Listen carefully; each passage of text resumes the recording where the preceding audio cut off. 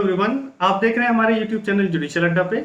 आज की इस वीडियो में हम लोग lawyer, advocate, barrister, advocate general, attorney general, public prosecutor, ये सब ऐसे टर्म्स हैं जिनमें सामान्यतः लोगों को कंफ्यूजन होता है। सामान्यतः लोग डिफरेंशिएट नहीं कर पाते, अंतर नहीं बता पाते हैं, इन टर्मिनोलॉजी को इंटरचेंजेबली यूज करते हैं। समझने और देखने में तो ऐसा लगता है कि सिनोनिमस है हर टर्म्स एक दूसरे के, लेकिन ऐसा नहीं है। दोनों में, इन सारे टर्म्स में जो भी मैंने बताया आपको, उन सारों में बहुत फर्क है, समझेंगे हम। लेकिन वीडियो को आगे देखने से पहले मेरी आप सभी से रिक्वेस्ट है कि अगर आप जुडिशियल अड्डा के चैनल पे फर्स्ट विजिटर हैं तो आप सब्सक्राइब करिए, लाइक करिए, शेयर करिए, कमेंट करिए और नोटिफिकेशन बेल आइकन को आप जरूर प्रेस कर दें ताकि आपको आने वाली वीडियो के बारे में नोटिफिकेशन मिल सके। अगर आप हमारे चैनल को ऑलरेडी सब्सक्राइब कर रखे हैं तो आप बेल आइकन को प्रेस कर दीजिए ताकि आपको आने वाले वीडियोस की नोटिफिकेशन मिल सके। आइए चलते हैं, हम लोग लॉयर के बारे में समझते हैं। लॉयर देखिए, आप हिंदी में इसको कानूनविद कह सकते हैं।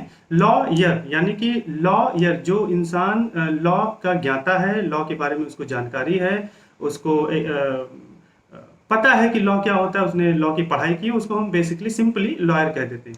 लेकिन इसका मतलब ये नहीं कि उसको बार काउंसिल ऑफ इंडिया से लाइसेंस मिल गया है या वो कोर्ट में किसी को रिप्रेजेंट कर सकता है, ऐसा नहीं है। लॉयर मतलब बेसिकली आपने एलएलबी की पढ़ाई की है किसी कॉलेज से, आपको डिग्री महज दे दी गई है। अभी आप अधिकृत नहीं हुए हैं कानूनी तौर से कि आप किसी के केस को कोर्ट में रिप्रेजेंट कर सके, तो ऐसे इंसान को हम लॉयर कह देते हैं। बेसिकली लॉ ग्रेजुएट हैं तो आप कानूनविद हो गए।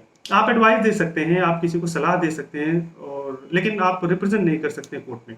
एडवोकेट की जहां तक हम बात करें, एडवोकेट एक ऐसा पर्सन होता है जो लॉयर तो है ही, लेकिन वो एडवोकेट भी। एडवोकेट यानी कि उसने बार काउंसिल ऑफ इंडिया का एग्जामिनेशन दिया है, वो अब अधिकृत हो गया, उसके पास एक लाइसेंस है जो कि बीसीआई दे रही है, उसको दे चुकी है उसको। अब वो किसी के केस को किसी की तरफ से वो कोर्ट में अपेयर हो सकता है, कोर्ट में रिप्रेजेंट कर सकता है उस बंदे को। नॉर्मली सामान्यतः आम आदमी कानून का ज्ञाता नहीं होता, अगर वो किसी मामले में फंस जाता है तो अपने आप को इतना उसके पास कौशल या ज्ञान नहीं होता कि अपने ही केस को वो अपने कोर्ट में रिप्रेजेंट कर सके, अपने बारे में, अपने केस के बारे में बता सके। तो इसके लिए, इस पर्पस के लिए वो किसी एडवोकेट को हायर करता है।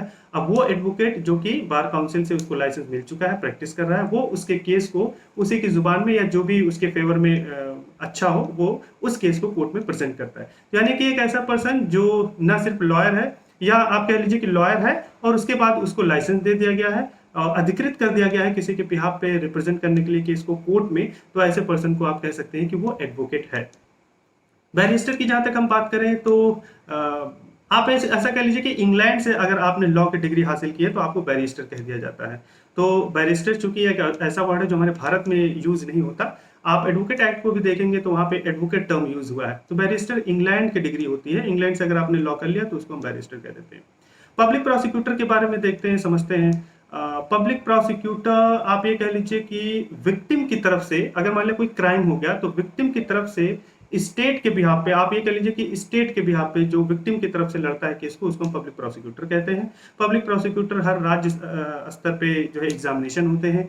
एपीओ जनरली उसको हम कहते हैं, असिस्टेंट प्रोसिक्यूटर ऑफिसर उसको कहते हैं, सहायक अभियंता अधिकारी जनरली हिंदी में कहते हैं उसको। तो वो एग्जामिनेशन कंडक्ट होते हैं, उसके लिए लॉ की डिग्री आपके पास होनी चाहिए। आप वो एग्जाम कंडक्ट अगर होते हैं, क्वालिफाई हो गए तो आपको एज ए पीपी अपॉइंट कर देते हैं। तो आप वहाँ पे विक्टिम के केस को रिप्रेजेंट कर रहे होते हैं, उसको हम पब्लिक प्रोसिक्यूटर कहते हैं।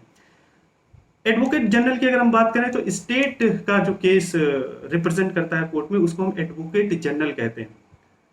और अटॉर्नी जनरल की अगर हम बात करें तो केंद्र सरकार का केस जो रिप्रेजेंट करता है कोर्ट में, ऐसे एडवोकेट को हम अटॉर्नी जनरल कहते हैं। बेसिकली यहाँ पे एक्सपीरियंस आपको ज्यादा चाहिए होता है, अलग अलग एक्सपीरियंस के हिसाब से आपको कैटेगराइज कर दिया जाता है। बेसिकली एडवोकेट, लॉयर क्या होता है, लॉयर से ऊपर एडवोकेट होता है। एडवोकेट मींस अगर को आपको एक पर्टिकुलर एक्सपीरियंस है, आपने पर्टिकुलर एग्जाम कंडक्ट जो किए गए हैं वो आपने कर लिया है, तो आपको फिर एडवोकेट जनरल या अटॉर्नी जनरल को प्रेसिडेंट ऑफ इंडिया अपॉइंट करते हैं। इसी तरीके से एडवोकेट ऑन रिकॉर्ड भी होता है सुप्रीम कोर्ट में। एडवोकेट ऑन रिकॉर्ड यानी कि उसके लिए एक एग्जामिनेशन कंडक्ट होता है, एडवोकेट ऑन रिकॉर्ड एग्जामिनेशन होता है, सुप्रीम कोर्ट करवाती है। यानी कि एक नॉर्मल सामान्यता एडवोकेट जो कि आज एडवोकेट बना, आज लाइसेंस लिया, ऐसा तो नहीं है कि सुप्रीम कोर्ट इसको अलाउ कर देगी, सुप्रीम कोर्ट में अपियर होने के लिए एलिजिबल हो गया, ऐसा नहीं है। सुप्रीम कोर्ट का अपना मानना होता है कि हर अनएक्सपीरियंस्ड बंदे को हम अलाउ नहीं कर सकते, उससे हमारा टाइम वेस्ट होगा, वो केस को सही से रिप्रेजेंट नहीं कर पाएगा। तो इसीलिए इन्होंने एक पैरामीटर बना दिया कि एक ऐसा एडवोकेट जो कि 45 साल का है या 10 साल या 20 साल का एक्सपीरियंस रख रहा होता है, और हमने जो एग्जामिनेशन कंडक्ट करवाए हैं एडवोकेट ऑन रिकॉर्ड के लिए वो क्वालिफाई किया हो, उसी वही बंदा जो हमारे पास अपीयर हो सकता है, वही रिप्रेजेंट कर सकता है, वही रिकॉर्ड को ला सकता है हमारे पास। तो ऐसे कुछ उसको नाम मिल जाते हैं, एडवोकेट ऑन रिकॉर्ड वो हो जाता है।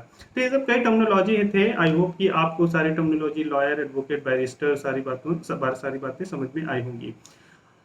और लास्ट में आपसे फिर मैं दोबारा रिक्वेस्ट करूंगा, सब्सक्राइब करिए, शेयर करिए और कमेंट बॉक्स में कमेंट करिए कि आपको आने वाले कौन से टॉपिक पे वीडियो चाहिए, ताकि आपके ज्ञान में हम लोग बढ़ोतरी कर सके।